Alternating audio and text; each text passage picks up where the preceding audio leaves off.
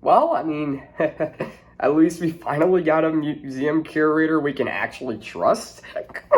I mean, you've got your track record with museum curators right now, and it's like, nice to have one that's actually helpful and won't try and dissect you or turn you into one of your own exhibits. Good on you, Disney.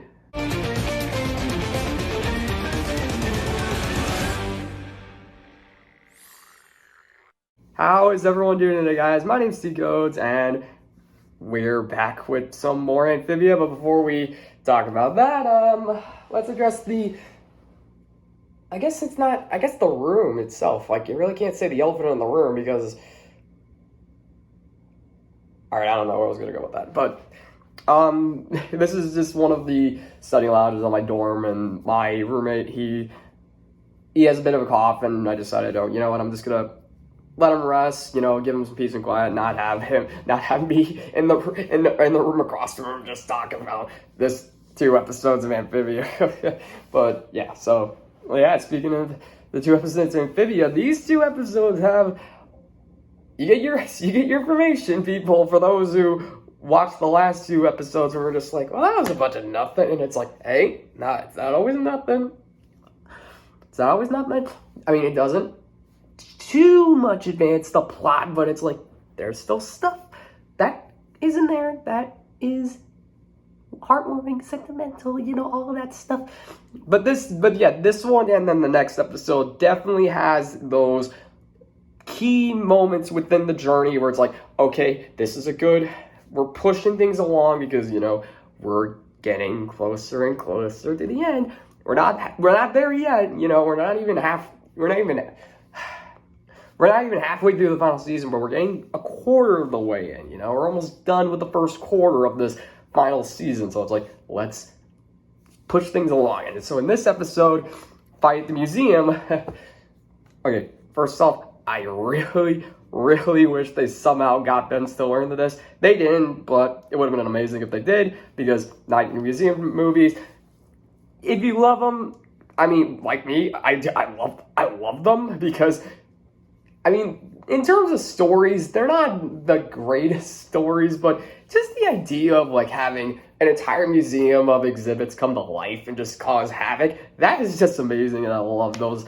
I love the idea of that, and just, I think I mentioned it before, but yeah, so, yeah, but, okay, so yeah, let's just get into this episode. So the whole thing starts with Anne basically becoming just obsessed with trying to get the Plantars back to Amphibia, which makes sense because, it's like, well, they gotta get back because this isn't their world. They gotta get back because they gotta save Marcy and Sasha. They gotta get back because they also have to stop Andreas from invading Earth with an army of killer robots.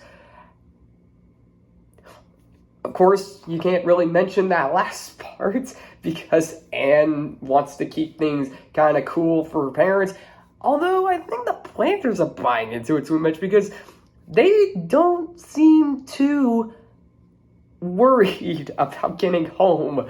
I mean, I understand what they were going for in terms of the lesson, because the lesson of this episode is obviously like, you don't want to get too obsessed with one thing because then that causes you to trip up with other things in the environment that you're in, or even the very thing you're working on. If you're too focused on it, you could miss things that are super simple that you shouldn't be missing. And it's like, it's understandable because, if you want to get your objective done, but yet at the same time, you don't want to screw up. But it's like, it's a very complicated lesson at the same time. But yeah, you know what I mean. But yeah. So Anne, of course, is just doing all this research, but Mrs. Boonchoy, I love the way she works around this. It's like, okay, if you're doing a lot of research, but maybe you can start doing research of all this makeup, all this work you've missed. Start the makeup work that you've missed out on the last 5 months. And it's like, yeah, it's like, yeah. Which I found funny because, in the last episode, they were talking about the dentist. It's like, you've been away for 5 months. I bet you haven't been brushing. So now it's like, you've been away for 5 months. Get all your schoolwork. I'm sorry. So I found that hilarious one. And had to go to the museum because she has to get her schoolwork done. Makes sense. And so, of course, it's like, well, she's going to go to the museum, and what she could possibly find in the museum. And it's like, yeah, what she can possibly find is this pot that has a frog with the music box looking down upon a Viking warship. It's like, okay. I love how the frog is, it's the frog from Andreas's flashback with when he said he had friends.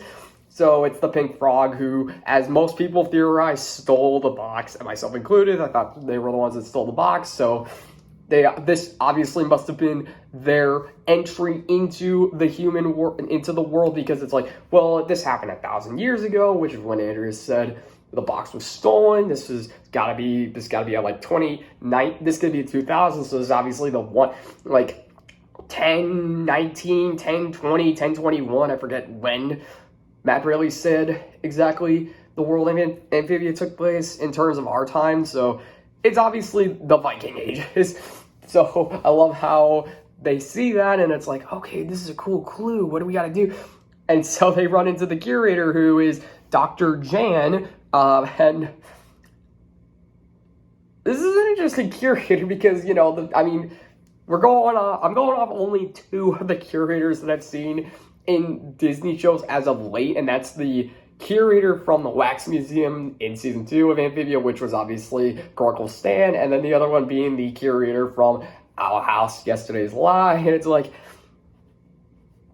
you got your share of curators, and it's like, this one, what I found interesting about this one is, obviously she is super into history, but also she's super into kind of like conspiracies a bit, like she likes, she has her earrings are UFOs, so obviously she believes in aliens, which kind of makes sense. I mean, with how she talks about how she talks about the certain pot, saying like, it looks like a frog-like alien from another world, and it's like, the Plantars are like, what?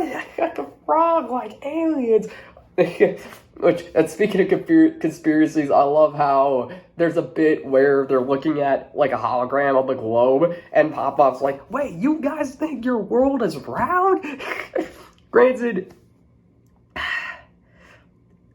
I wonder if this is going to be interesting. So I wonder if I go back and like rewatch the show, if there will be like a hint that Pop-Pop is, I guess in this case, a flat amphibian, like, or theorist. I don't know. It's like hard to pick out, because it's like, I don't know. I'm just gonna say it's like, if there's one point in the show where we're in the Plantar household and you see a globe, I'm like, nah, done.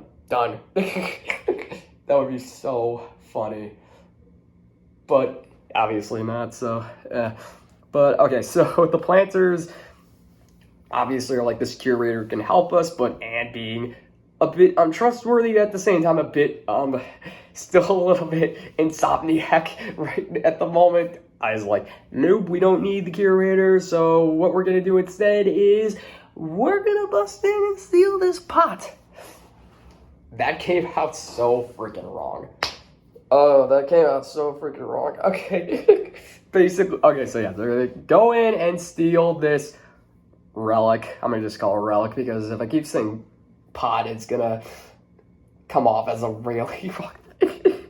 But yeah, so obviously Anne, like I said, she's very tired. She's kind of making poor decisions, and that being like breaking into the museum and just stealing something. It's like, because that is totally not a problem. And obviously Anne is like, well, come on, we did some more dangerous stuff in Amphibia. And it's like, well, you did dangerous things, but at the same time, it's like, you kind of, So, but yeah, so, they have to go in, and all the while, by the way, forgot to mention completely, is that the robot is still looking for them. There was a scene earlier in the episode where the robot fixes itself, and I'm pretty sure, because, correct me if I'm wrong, but I think its energy reading of Anne was damaged in the new normal, so that's why I can't just simply read for energy signatures and find Anne that way. It has to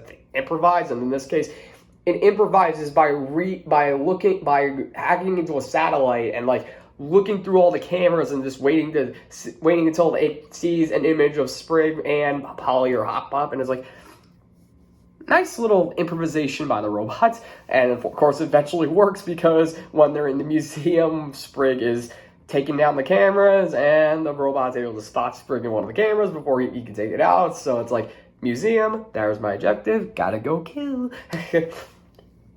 Oh hey, there is this one little bit with Pop Pop. It's like, okay, there's 2 security guards outside the museum.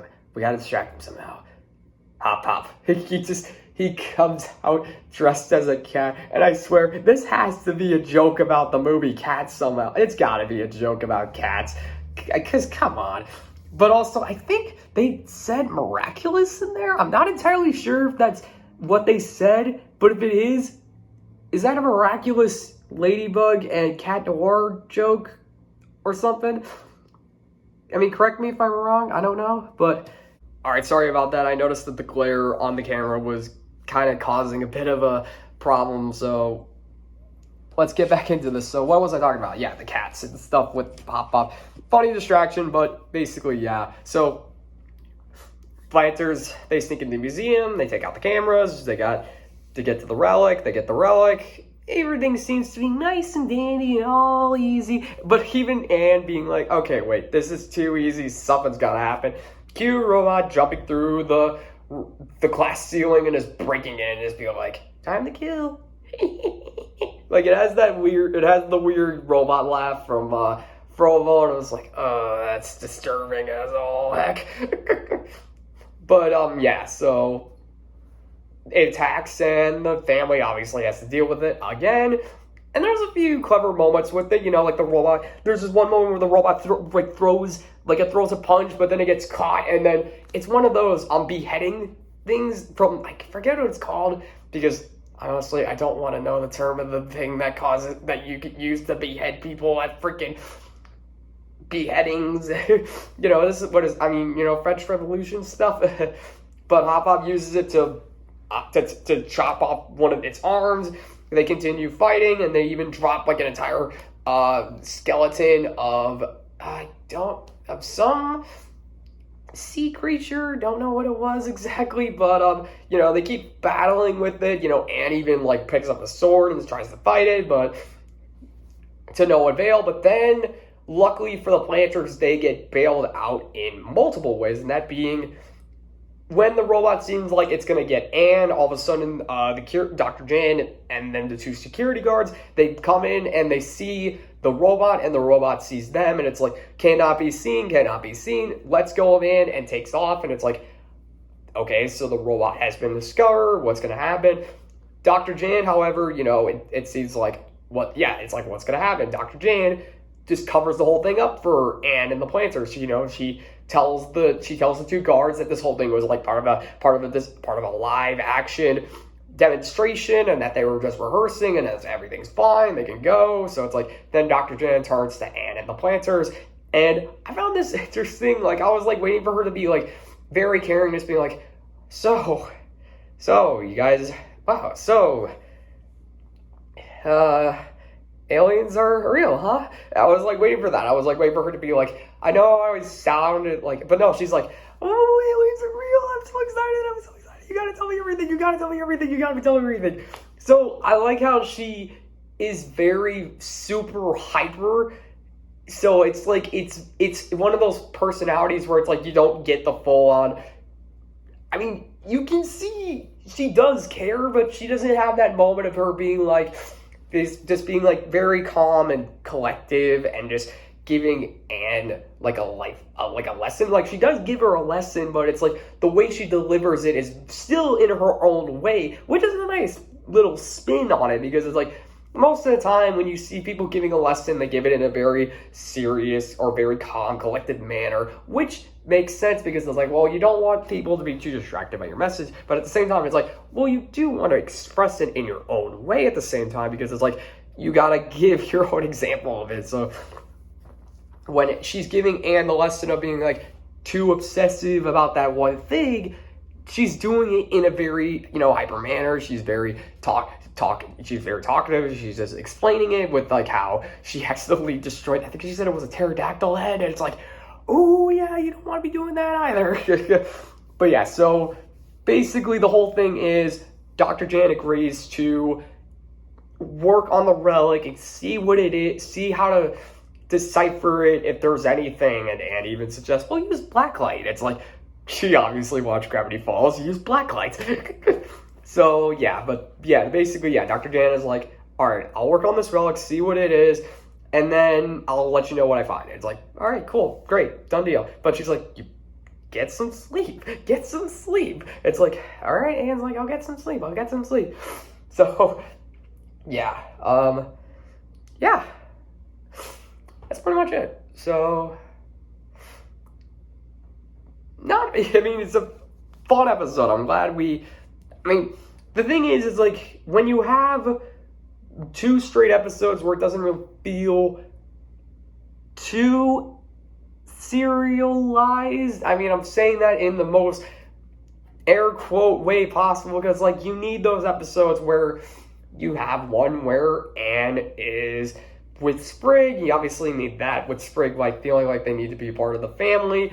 Like, that's kind of the thing with these sets of episodes. It's like there's an overarching theme going on in both, but at the same time, it's like you can watch each one and pick up multiple things that won't kind of collect into the next one. So, like, this one, the last 2 examples, like being a part of the Boonchoy family and helping out. These 2, focusing on your objective while also focusing on the little things along the way. That's kind of what these 2 episodes are. So with that said, yeah, it's a nice sets of episodes basically with each one. That's kind of how the show works. It's like, people talk about, oh, it's just, I don't know how often I gotta stop talking about it just being like filler, because I think we all agree they're not filler. No episode's a filler episode. So yeah. All right, with all that said, let's wrap this one up and get to the next one. So see you there.